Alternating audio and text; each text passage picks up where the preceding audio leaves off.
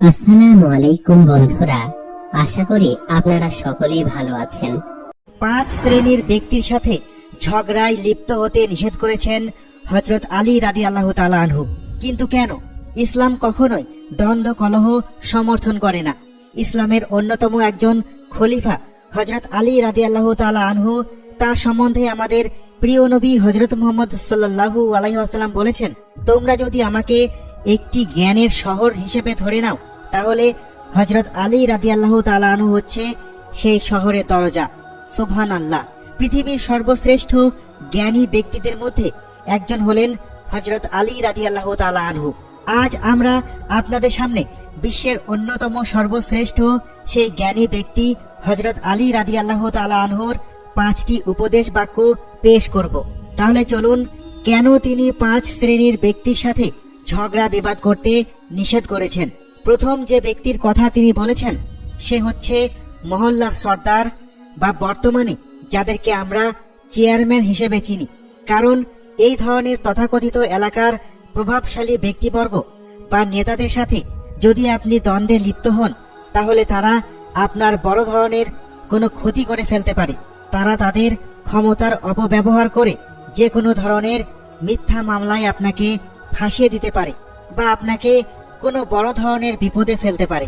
এই জন্য পৃথিবীর অন্যতম জ্ঞানী ব্যক্তি হযরত আলী রাদিয়াল্লাহু তাআলা আনহু এই সকল প্রভাবশালী ব্যক্তিবর্গদের সাথে যে কোনো ধরনের বাক বিতণ্ডা বা তর্কে লিপ্ত হতে নিষেধ করেছেন।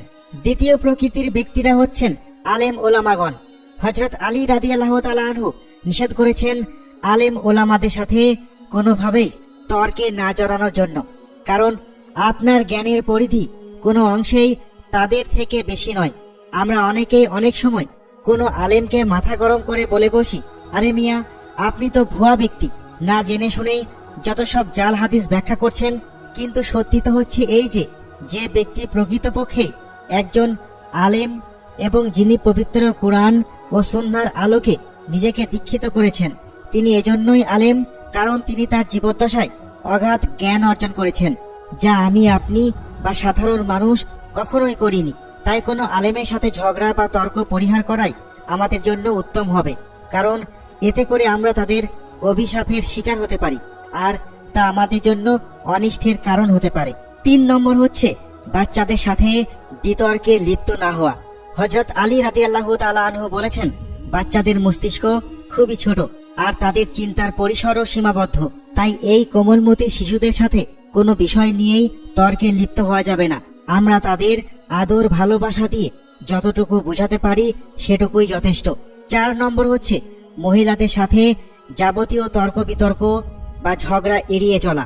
হযরত আলী রাদিয়াল্লাহু তাআলা আনহু বলেছেন, নিঃসন্দেহে পুরুষের পাঁজরের বাঁকা হাড় দিয়ে মহিলাদের সৃষ্টি করা হয়েছে।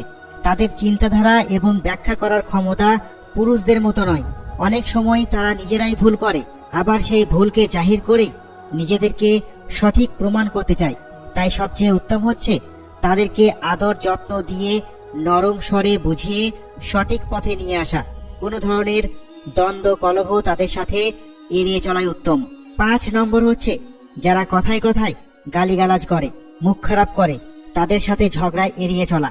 হযরত আলী রাদিয়াল্লাহু তাআলা আনহু এই ধরনের ব্যক্তিদের সাথেও দ্বন্দ্বে লিপ্ত হতে নিষেধ করেছেন, কারণ হয়তো তারা আপনার ভালো কথার বিপরীতেও আপনাকে বাজে কথা বলে, কটু কথা বলে সকলের সামনে আপনার মাথা নিচু করিয়ে দিতে পারে।